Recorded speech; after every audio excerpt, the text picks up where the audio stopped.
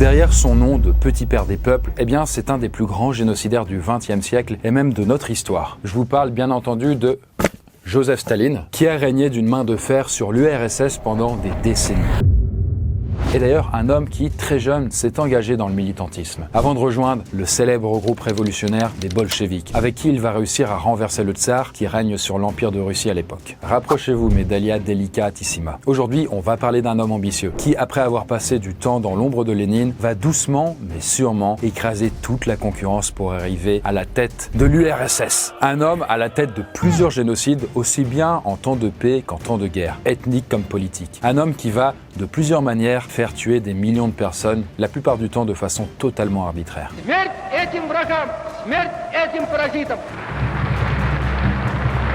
D'ailleurs, je vous montre ce cadre, sauf que sachez-le, mais cette photo de Staline n'est en vérité pas exactement lui. C'est une photo truquée.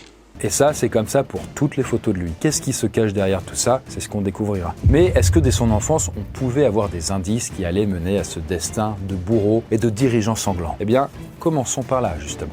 Le jeune Staline, qui à la base s'appelait Iosif 11111, alors je vous le dis pas parce que ça ressemble à ça, son prénom, son nom, c'est compliqué. Eh bien, il naît un 18 décembre 1878. En tout cas, il voit le jour à Gori, vous voyez, c'est juste ici, une ville de l'actuelle Géorgie, et qui à l'époque faisait partie de l'Empire russe. Et déjà, dès le départ, ça part un peu mal, mais c'est le seul parmi les autres gamins de la famille à avoir survécu, sans qu'on ait plus de détails. Mais bon, voilà, Iosif grandit dans une famille assez pauvre et battu par son père, qui frappait d'ailleurs aussi sa mère au passage.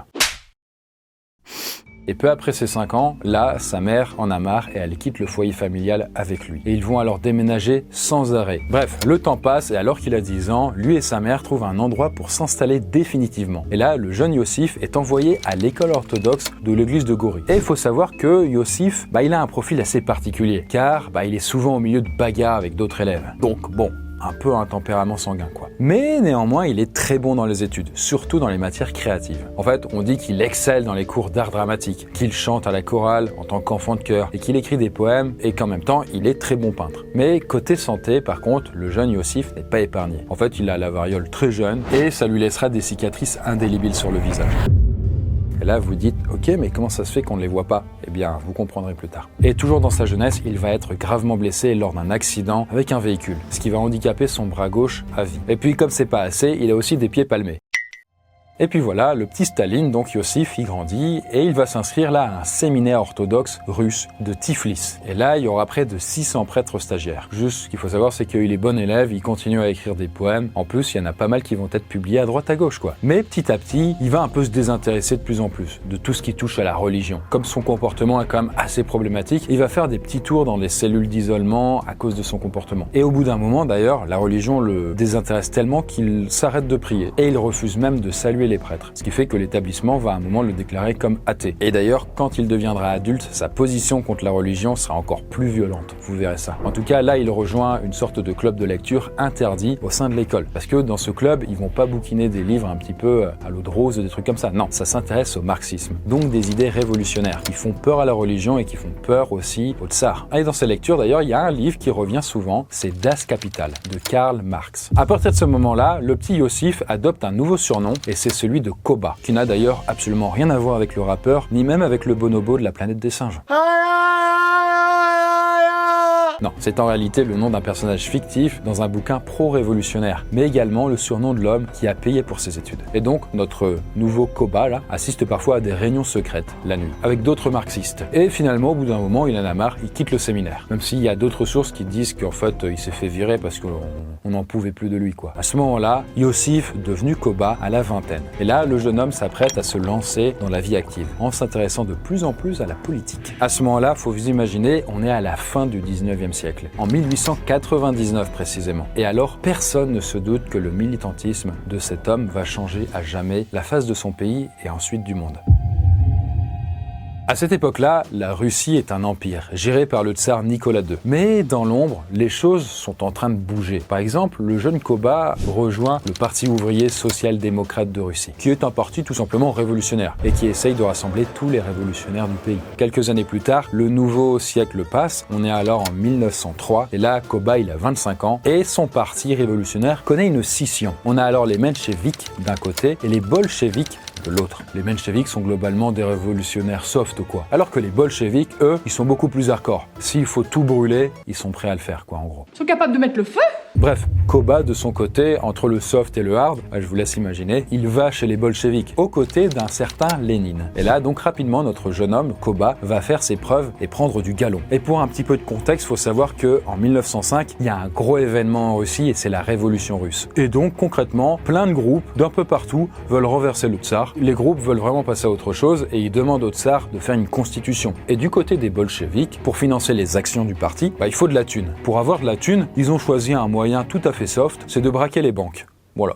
Et le braquage le plus marquant sera celui de la banque de Tiflis le 13 juin 1907. Ou plus précisément, là, une diligence de la Banque d'État de l'Empire de Russie se fait braquer par des bolcheviks, dont Koba, selon plusieurs sources.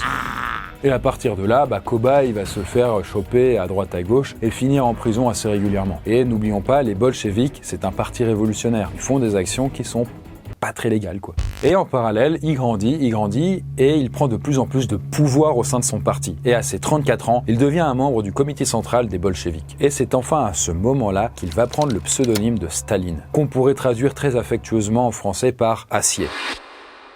À cette période, il va alors rédiger un petit ouvrage du nom de Le marxisme et la question nationale et coloniale, où dedans, il va parler, entre autres, de nationalité au sein du peuple russe. La nation, c'est avant tout une communauté déterminée d'individus. L'actuelle nation italienne a été formée de Romains, de Germains ou encore de Grecs et d'Arabes. L'actuelle nation française s'est constituée de Gaulois, de Romains et de Bretons. Ainsi, la nation n'est pas une communauté de races ni de tribus, mais une communauté d'hommes historiquement constitués. Cela dit, vous verrez plus tard que malgré le fait que là, il disait que tous les peuples étaient un peu unis, en vrai, Staline est quand même un peu raciste. Mais le problème pour lui, c'est que peu de temps après, il va se faire choper par les autorités, donc. Ça, c'est très mauvais signe pour lui, parce que là, ils en ont marre de sa gueule, ils vont l'envoyer au fin fond de la Sibérie, histoire qu'il ne puisse jamais en ressortir. D'ailleurs, il va y passer près de 5 années. Sachant qu'il avait déjà fait plusieurs allers-retours en prison, il commençait à être habitué, mais là, au fin fond de la Sibérie, c'est quand même hardcore. Bref, pendant qu'il est en prison, l'Empire de Russie va littéralement exploser. Et là, c'est alors la révolution russe de 1917 qui cristallise le fait que le pays soit pauvre, très peu industrialisé, et que plus de 1 million d'hommes sont morts au cours de la Première Guerre mondiale. En mars 1917, le tsar finit par abdiquer et le gouvernement alors provisoire fait libérer Staline, alors qu'il a 39 ans.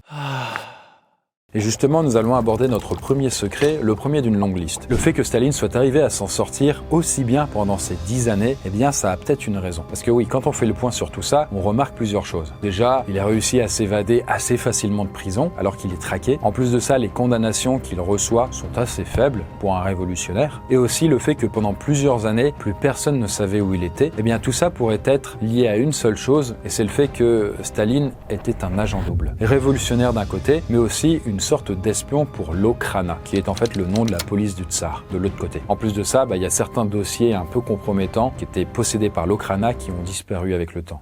Bizarre. En tout cas, aujourd'hui encore, on n'est pas sûr si Staline était à ce moment-là un agent double, mais en tout cas aujourd'hui on a des doutes et c'est vrai que ça aurait pu sérieusement l'aider. Quelques mois plus tard, les bolcheviks ont réussi à prendre le pouvoir et là ils instaurent le premier régime communiste de l'histoire, en prenant littéralement les rênes du pays. À partir de là, ça y est, ils sont un petit peu au sommet et c'est plus un parti clandestin, pas du tout. Là à ce moment-là, Staline, il est aux premières loges et toujours quand même sous l'aile bienveillante de Lénine. C'est un peu son petit poulain. Il prend le poste de commissaire du peuple aux nationalités, en prenant quand même soin d'écarter les socialistes et les mencheviks du nouveau gouvernement qui est en train de se créer. Bon, là je vais pas vous faire un cours d'histoire complet, mais dans les années suivantes, c'est un peu le bordel dans le pays. Car déjà, il y a beaucoup de soldats qui appartenaient au tsar qui ne veulent surtout pas voir les communistes au pouvoir. Et puis on a des pays étrangers, comme la France, le Royaume-Uni ou même l'Allemagne, qui sont un peu du même avis. Et justement, ça tombe bien puisque c'est à ce moment-là que l'armée rouge des bolcheviks va être créée. Et cette armée-là, elle va être confiée à un certain Léon Trotsky, avec qui Staline va rapidement avoir un petit problème et donc rentrer en conflit. Mais justement, le dénouement un peu sanglant entre les deux, je vous en parlerai plus tard. Bref, les choses continuent en tout cas d'avancer pour Lénine, Staline et puis les autres quoi. Et donc, en étant au pouvoir, ils vont de plus en plus se structurer.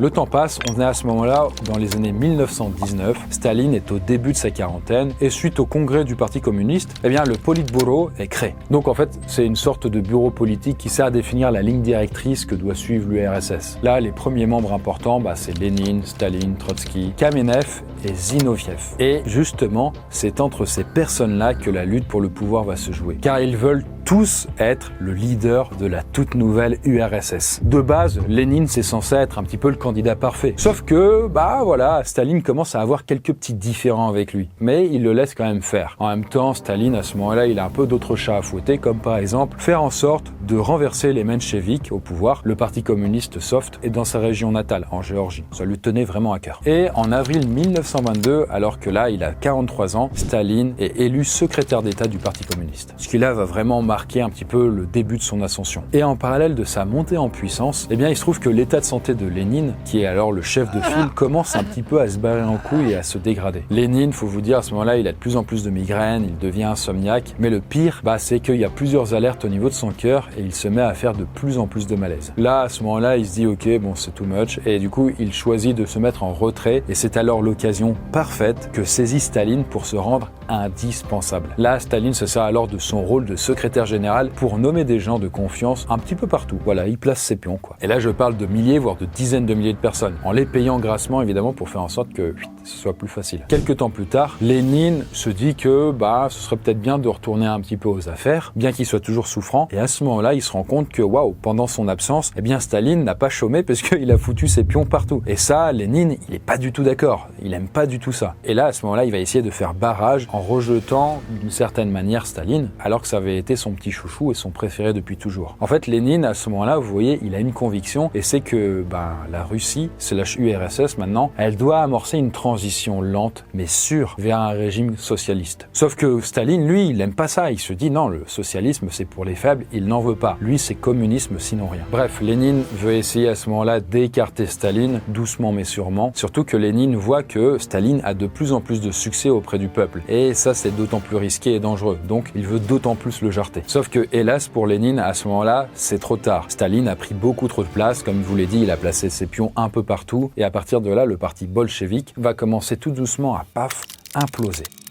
À partir de là, pour Staline, là, il se dit « Ok, c'est le moment de passer à la vitesse supérieure » en éliminant politiquement ses rivaux. Et pendant ce temps-là, Lénine est toujours mal au point. Et d'ailleurs, c'est à ce moment que les médecins décident de lui retirer une balle qui était logée dans son cou depuis maintenant 4 ans et qui était peut-être à l'origine de son état de santé pas ouf. Parce que, faut le préciser, mais la balle, elle était faite en plomb et le plomb, c'est super toxique et donc ça peut empoisonner à petit feu. Sauf qu'en fait, ça va pas trop aider, il va faire un AVC et suite à ça, il sera paralysé du côté droit. Ce qui fait qu'il va avoir énormément de mal à parler et il va enchaîner les malaises. De toute façon, ce qui devait arriver arriva. Le 21 janvier 1924, Lénine succombe là d'une nouvelle attaque cardiaque.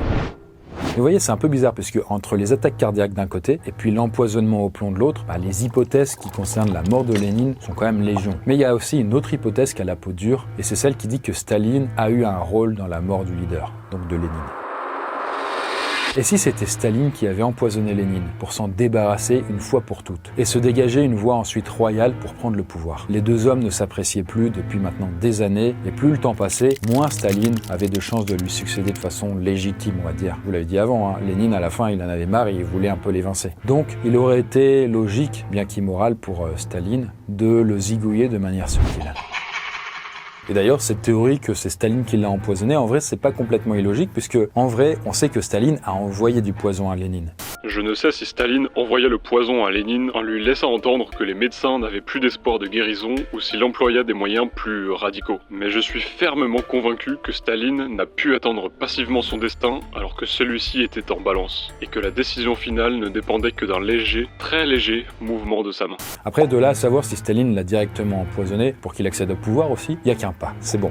Il est l'heure pour Staline d'éliminer politiquement toute la concurrence pour accéder au pouvoir suprême. Dans un premier temps, notre cher Staline va s'allier à Kamenev et Zinoviev, dont on parlait un peu plus tôt. Là, en fait, le but pour Staline, c'est très simple, c'est de faire sauter Trotsky. Et justement, il va y parvenir, il va réussir à jarter Trotsky. Ensuite, dans un second temps, c'est bien beau, mais maintenant, il va falloir écarter Kamenev et Zinoviev eux-mêmes. Et là encore, il va y parvenir, je vous passe les détails. Et pour les remplacer, Staline met bien évidemment ses propres fidèles à lui au poste vacant. Bref, petit à petit, Staline voit alors toutes les personnes qui l'a trahi s'allier entre elles internationale pour essayer de le renverser. Et là encore, hélas, c'est trop tard. Ils sont pas assez nombreux, ils sont pas assez organisés, Staline réussit à les écraser. En fait, sa façon de faire, sa politique, sa façon de penser, ça plaît quand même pas mal au peuple soviétique à ce moment-là. Et en 1929, alors que Staline va avoir 50 ans, on peut dire que là, il a vraiment réussi sa purge politique. Il a réussi soit à faire exiler ses opposants, soit les forcer à plier le genou devant lui. Pliez le genou et je vous nommerai gouverneur du Nord. En tout cas, il parvient à les rendre complètement inoffensifs et dénués de toute envie de révolte. Joseph Staline accède au pouvoir absolu en URSS. Et là, le stalinisme et le culte de la personnalité qui va avec s'installe petit à petit.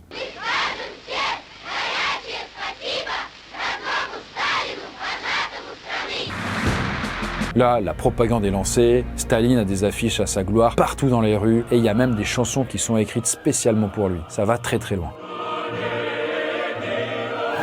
Petite chose un peu plus secrète, mais en parallèle de ses décisions politiques, il faut savoir que Staline était intrigué, fasciné même par tout ce qui touche à la magie, au mysticisme et même à l'occultisme. En fait, plus tôt dans sa vie, il aurait consulté une gitane, une sorte de voyante en fait, qui lui a assuré qu'il vivrait vieux, ce qui lui a alors donné lui un sentiment d'être intouchable, comme s'il était élu. Mais il y a surtout eu une certaine Natalia Lvova, qu'on a ensuite renommée par le nom de la sorcière de Staline. En fait, c'était une femme très proche de lui qui avait pour but de le protéger du mauvais œil ou des influences négatives de ses ennemis. Et du coup, la sorcière de Staline l'aurait conseillé de ne pas se laisser photographier, ni même de dévoiler sa véritable date de naissance, pour éviter toutes sortes de malédictions. C'est d'ailleurs peut-être pour ça que cette photo-là que vous voyez de Staline, ce n'est pas Staline. En fait, Staline va utiliser de nombreuses doublures de gens qui lui ressemblent comme deux gouttes d'eau pour à chaque fois déjà ne pas avoir à s'afficher lui-même pour se faire prendre en photo, et aussi parce que comme je vous l'ai dit, quand il était jeune il avait eu la variole, il avait plein de cicatrices. En réalité il était beaucoup moins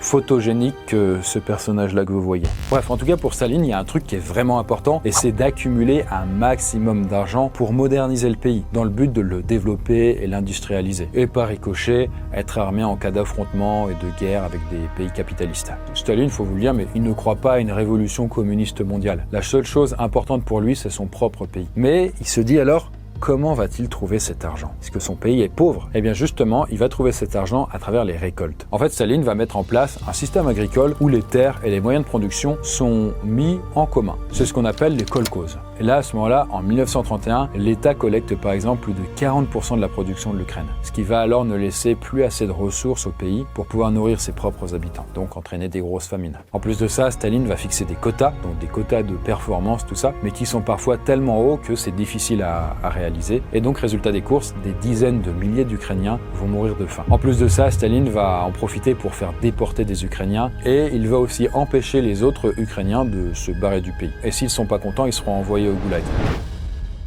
Sachant que je le précise, là je parle de l'Ukraine, mais à ce moment-là, vous vous imaginez, c'est comme une province ou une région de l'URSS. Ça fait vraiment partie de l'URSS concrètement. D'ailleurs, la population ukrainienne meurt littéralement. Elle est obligée de voler pour manger, mais s'ils se font choper, ils sont butés. Et les cadavres vont alors continuer de s'empiler, alors que l'URSS, en parallèle, exporte des millions de tonnes de céréales pour subvenir à ses propres besoins. Staline ne s'en est jamais caché, de toute façon pour lui, l'Ukraine, c'était tout simplement le grenier à blé de son pays. Alors on connaît pas encore trop le nombre de victimes dues à cette période, mais on estime que c'est entre 2,5 et 5 millions de personnes qui vont mourir à cause de ce plan machiavélique de Staline. Et ce n'est que bien plus tard, en 2008 précisément, que le Parlement européen a reconnu l'Holodomor, qui est le nom en fait de cette famine, comme crime contre l'humanité.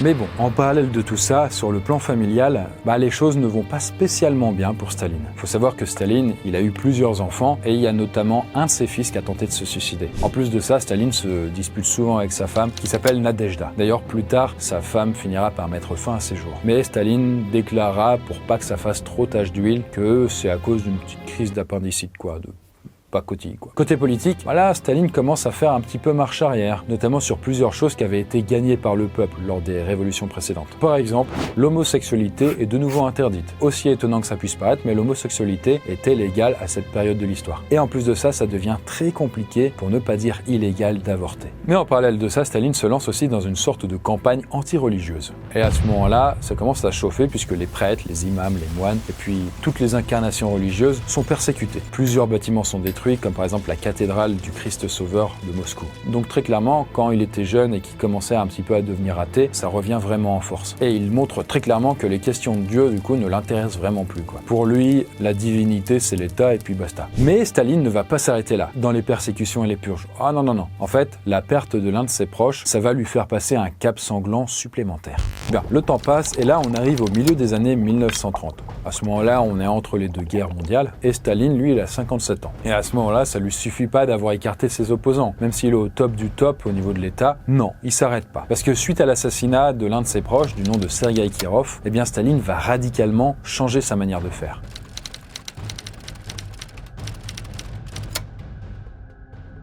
Parce que durant l'espace de 3 ans, eh bien, vont avoir lieu ce qu'on appelle les grandes purges, qui, comme leur nom l'indique, n'annoncent pas grand-chose de bon.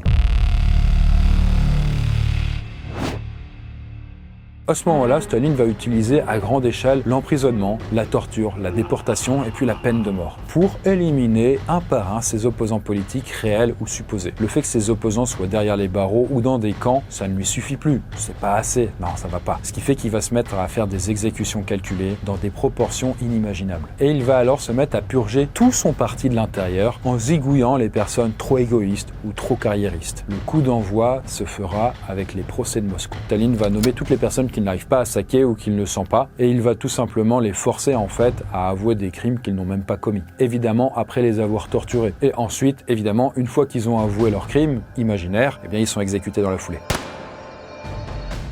Que ce soit Kamenev ou même Zinoviev, dont j'ai déjà parlé, hop là. Même s'ils étaient écartés à ce moment-là depuis un bail, eh bien pour Staline, c'était pas assez safe et du coup il a préféré en fait les exécuter. Que ce soit eux ou plein d'autres qui avaient pu l'aider en fait dans le passé en plus carrément. Et d'ailleurs au milieu de toutes ces purges, eh bien il ne manque plus qu'une seule personne à éliminer, une personne avec qui eh bien Staline avait fait ses armes et l'avait aidé à monter. Cette personne, c'est Léon Trotsky, qui avec le temps est devenu l'un des plus grands opposants de Staline et qui, d'ailleurs je vous le rappelle, mais entre-temps avait été expulsé de l'URSS par Staline. Donc techniquement, c'était plus un problème. Et à partir de là, Trotsky avait fait un petit séjour en Turquie, en France ou même en Norvège. Et s'il passait de pays en pays, à chaque fois, c'était pour fuir. Ce qui fait que d'ailleurs, ça va l'amener à traverser l'Atlantique et s'installer au Mexique. Et c'est d'ailleurs là-bas, en 1940, qu'il va finalement se faire assassiner par un communiste espagnol. D'ailleurs, on apprendra plus tard que c'est Staline lui-même qui a mandaté l'homme en question pour s'occuper personnellement de Trotsky. Pour les détails un peu plus sordides, d'ailleurs, il faut savoir que son assassin lui a réglé son compte en fait à l'aide d'un piolet, avec lequel il va lui fracasser l'arrière du crâne. Et même si à ce moment-là, Trotsky n'était plus du tout un ennemi pour Staline, Staline a préféré le rayer de la carte une bonne fois pour toutes. En tout cas, le 30 juillet 1937, l'ordre opérationnel 00447 du NKVD est donné. En fait, cet ordre secret va entraîner l'arrestation de plus de 800 000 personnes et la fusillade immédiate d'environ la moitié d'entre eux. En même temps, dans cet ordre, on voit qu'il y a des quotas de personnes à arrêter et à fusiller qui explosent. Tu fais que, si tu veux faire ton quota, il faut que tu chopes des gens et que tu les butes concrètement. Et tout le monde y passe là. Que ce soit des personnes socialement élevées, ou même des paysans, ou des religieux, tous les gens qui semblent criminels, ou qui font partie d'un ancien groupe d'opposition, hop là. En l'espace de 2 ans, en 1937 et 1938, suivant des statistiques incomplètes, c'est au minimum 680 000 personnes qui sont exécutées pour crimes contre l'État. Dans la même période, la population des camps de travail et des colonies du Goulag passe d'environ 1,2 million de personnes à 1,8 million, sans tenir compte des 140 000 morts au moins dans les camps eux-mêmes et du nombre inconnu des morts au cours du transport vers les camps. Après, d'autres chiffres parlent de plus de 800 000 exécutions et malheureusement, c'est quand même compliqué d'avoir un compte précis. Bref, après cette phase de grande purge, eh bien Staline assoit encore plus sa position de maître absolu de l'URSS. Surtout que là, littéralement parlant, il a vraiment zigouillé toutes les personnes qui de près ou de très très loin pouvaient peut-être lui vouloir des noises. Bon, à ce moment-là, le bilan de Staline est quand même déjà bien chargé, mais ça c'était sans compter sur une chose que personne n'avait vraiment prévue, la Seconde Guerre mondiale. À ce moment-là, imaginez, on est à la fin de l'été 1939 et une nouvelle guerre mondiale éclate entre les alliés d'un côté, France, Royaume-Uni, Pologne, États-Unis, etc. et puis l'axe, l'Allemagne, le Japon, l'Italie, etc. Mais il faut savoir qu'au début de cette guerre, eh bien, Hitler et Staline sont potes, ils sont du même côté en gros. En fait, ils ont signé un traité de non-agression entre l'Allemagne et l'Union soviétique. D'ailleurs, pour la petite anecdote, sachez que les deux ne se sont jamais rencontrés en personne. D'ailleurs, leur première action commune, ce sera de coincer la Pologne comme comme un étau. Elle sera prise en tenaille entre l'Allemagne et puis l'URSS. Elle sera attaquée alors des deux côtés en même temps. Elle va rapidement capituler et près de 150 000 Polonais seront enrôlés de force dans l'armée rouge, pendant que plus de 150 000 autres seront déportés dans des camps de travail et des milliers seront exécutés. Mais au milieu des déportations et des autres exécutions connues de tous, eh bien, il y a d'autres éléments qui se jouent dans l'ombre, à l'abri des regards indiscrets. Et ça, c'est ce qui est arrivé justement à Katyn, au printemps 1940. Là-bas, Staline va faire abattre 4404 prisonniers polonais. En plein jour, voilà, simplement avec une balle dans la nuque, avant d'être balancés dans des fosses communes. Ça reste quand même très arbitraire, mais néanmoins, il faut savoir que depuis toujours, en fait, la Pologne et la Russie ne s'aiment pas. C'est un peu des ennemis héréditaires. D'ailleurs, quelques mois plus tard, quand en fait les nazis vont se retourner contre l'URSS, qui était leur pote de base, eh bien Staline va en profiter pour dire que c'était les nazis qui ont tué tous ces 4404 en fait prisonniers polonais. Histoire que on le décharge un petit peu de cette partie-là de l'histoire. En vrai, il faudra attendre près de 50 ans plus tard pour que l'URSS reconnaisse publiquement que, en fait non, le massacre avait bien été commandité par Staline et que c'était eux donc les responsables et pas les nazis. Et oui, parce que la petite alliance bien sympathique entre l'URSS et l'Allemagne nazie va prendre une mauvaise tournure.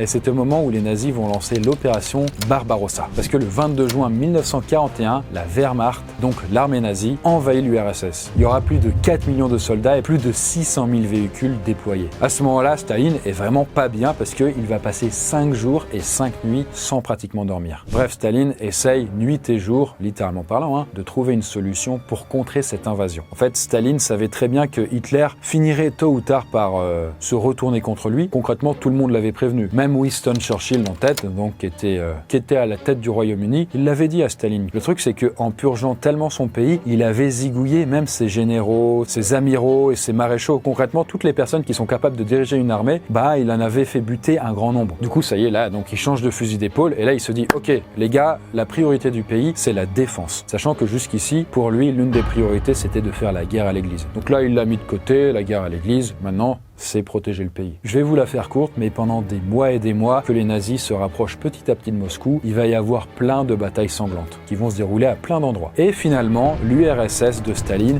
va réussir à repousser l'armée du Troisième Reich à plusieurs endroits, mais ça se fera avec des pertes colossales. On estime à presque 5 millions le nombre de soviétiques tués, blessés, disparus ou capturés. Et ces 5 millions de morts, c'est juste sur l'opération Barbarossa, donc les nazis qui veulent envahir l'URSS. Parce que la Seconde Guerre mondiale, elle est loin d'être terminée. Et notamment, il y a une bataille la plus symbolique d'entre toutes, c'est la bataille de Stalingrad. Pendant cette bataille, le bain de sang est complet. Alors certes, les soviétiques vont se foutre sur la gueule comme jamais contre les nazis, et même si Staline va gagner la bataille, ça va être au prix de 500 000 morts et 650 000 blessés juste dans le camp de l'URSS. C'est un peu la pagaille avec les nazis, néanmoins, Staline aussi continue à purger comme il se doit son propre pays. Je vais m'expliquer. Et Staline va notamment lancer ce qu'on appelle l'opération Tchétchevitsa, qui consiste tout simplement à déporter près de 500 000 Tchétchènes et des Ingouches, qui sont du coup des peuples russes, et qu'il accuse lui d'avoir collaboré avec l'Allemagne. Pour vous représenter la chose, en fait cette déportation et ce nettoyage ethnique, ce sera l'une des plus grandes opérations de déportation de l'histoire mondiale. Et plus tard d'ailleurs ce sera qualifié comme un génocide. Et ça va aller très très vite, vraiment en une semaine, c'est réglé. Ils vont mettre toutes ces personnes dans à peu près 200 trains et plein de wagons de marchandises. On fera un petit point sur toutes les campagnes de déportation qu'aura mené Staline un peu plus tard. Il faut vraiment s'imaginer que pendant ce temps-là, la guerre du coup sur le front russe continue à faire rage. Et l'URSS était vraiment pas gâté puisqu'on estime que un an avant la fin de la Seconde Guerre mondiale, il devait affronter 10 fois plus de soldats que par exemple les Français ou les Alliés réunis. Donc vraiment les Russes, ils avaient vraiment le paquet sur eux. Mais finalement, Staline et puis ces Soviétiques réussissent à reconquérir leur territoire. Ils réussissent à repousser les nazis jusqu'à Varsovie où ils sont cette fois-ci acculés. Quelques mois supplémentaires vont passer et l'URSS et les Alliés finissent par remporter la Seconde Guerre mondiale, même si les pertes humaines sont terribles. On estime à peu près que 26 millions de Soviétiques ont péri, dont plus de civils que de soldats. Ils ont peut-être gagné, mais c'est une victoire quand même très amère. Le trophée est quand même bien taché de sang. Là, à partir de là, on peut imaginer que Staline s'est assagi et que ça y est, le gros du bazar est passé et qu'il va pouvoir reconstruire dans la paix son pays. Sauf que pas du tout, très très loin de là. Il va continuer ses petites purges et surtout celles antisémites. Chaque nationaliste juif est un agent potentiel des renseignements américains. américains. Les nationalistes juifs pensent que leur nation a été sauvée par les États-Unis. Et quelques années plus tard, en plein été, va avoir lieu la nuit des poètes assassinés, où Staline va ordonner l'exécution de 13 des écrivains juifs les plus emblématiques de l'URSS, et tout en continuant à traquer les juifs suite à ça. Bon, depuis le début de la vidéo, vous l'avez vu, il y a des centaines de milliers de personnes, voire des millions qui ont été tués de manière plus ou moins directe par Staline. Il est peut-être l'heure maintenant de faire le bilan. Eh bien, il y a eu à peu près plus d'une cinquantaine de campagnes de déportation, dont déjà une grande majorité sont d'ordre ethnique. Staline a fait déporter plusieurs millions de personnes, dont 1,7 seraient décédés, auxquels on peut rajouter les 5 millions qui ont fini dans des goulags. 1,5 million ont été exécutés lors d'autres campagnes, et plus d'1 million de prisonniers de guerre suite à la Seconde Guerre mondiale. Et si on rajoute à ça les personnes qui sont mortes à cause des famines qu'il a provoquées, on arrive quand même au compte pas très flatteur de 20 millions de victimes. Bien, le temps passe et Staline a toujours la main mise sur le pays. Sauf que avec le temps et en vieillissant, sa santé, sur laquelle il n'a pas beaucoup de pouvoir, va commencer à lui jouer des tours. Quelques années passent encore et Staline continue de régner d'une main de fer. Il continue de terroriser ses propres généraux. D'ailleurs, il prévoit même d'exécuter son propre bras droit, Lavrenti Beria, qui est alors ministre de l'Intérieur et chef du KGB. Autant dire quelqu'un qui est quand même avec des idées très hardcore, sauf que Staline, il commençait à avoir peur de lui tellement il allait loin, et il s'est dit que peut-être ce serait plus simple s'il était mort. Le temps passe et Staline a maintenant 74 ans, et ça fait des années qu'il souffre d'une maladie qui touche ses artères. D'ailleurs, il a fait plusieurs attaques cardiaques à cause de ça. Et une nuit au début de l'année 1953, Staline passe la fin de soirée dans sa maison de Kuntsevo avec des proches à lui. Et après avoir un peu picolé, il va se coucher sur les coups de 5 h du matin dans sa chambre, fermée par une porte blindée. La journée passe et Staline ne donne pas la moindre nouvelle. Il ne demande pas à manger, il ne sort pas de sa chambre. Et là, bien évidemment, personne ne veut prendre le risque de le déranger. Mais néanmoins, au bout d'un moment, après 24 heures sans nouvelles, un officier très craintif va forcer la porte pour rentrer dans la chambre. Et là, il y découvre le chef d'État au sol, sur un tapis, baignant dans sa propre ruine.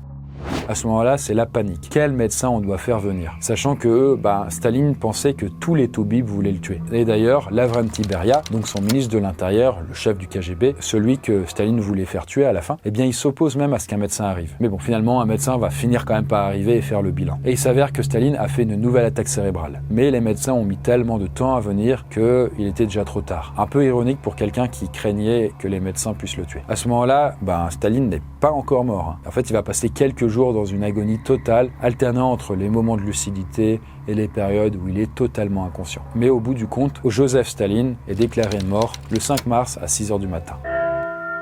Et ces funérailles vont alors se dérouler du 6 au 9 mars 1953 à Moscou, où il y aura tellement de personnes que ça va créer des véritables mouvements de foule. Et il y aura d'ailleurs près de 1500 morts à cause des différentes bousculades. Pour plus de détails sur les mouvements de foule et comment on peut mourir en étant écrasé par la masse d'autres êtres humains, je vous renvoie sur la chaîne de Fouloscopie. Évidemment, avec la mort de Staline, plein de théories vont se mettre à naître sur qui aurait peut-être pu le tuer, est-ce que c'était une mort totalement naturelle, etc. Le pays va alors connaître une période de transition assez délicate où les anciens partisans de Staline font la chasse à ses détraqueurs, et pendant qu'une nouvelle politique se met en place. Bref, quelques jours après sa mort, Nikita Khrouchtchev devient président du Conseil des ministres de l'Union soviétique. Et quelques mois après, il finira par devenir le premier secrétaire du comité central du Parti communiste, et donc concrètement un peu le nouveau leader du pays.